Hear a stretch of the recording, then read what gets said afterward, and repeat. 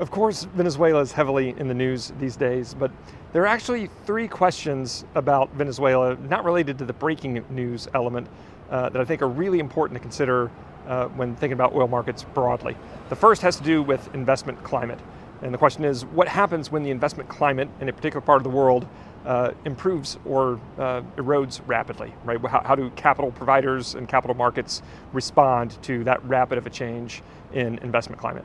The second question is about geography, and it's that if there are a bunch of investment flows that open up into one region, in this case Venezuela, where do those flows come from? What other regions are invested in less if you don't think that there's going to be just surplus investment dollars thrown at oil and gas as a result?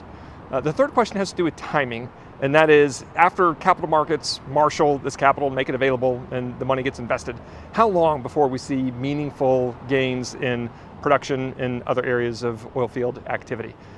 All of those questions are germane to the oil field writ large. They're not just specific to Venezuela. Venezuela just happens to be a really powerful, immediate example of that.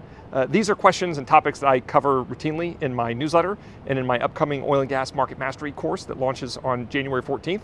I'll put links to both down below.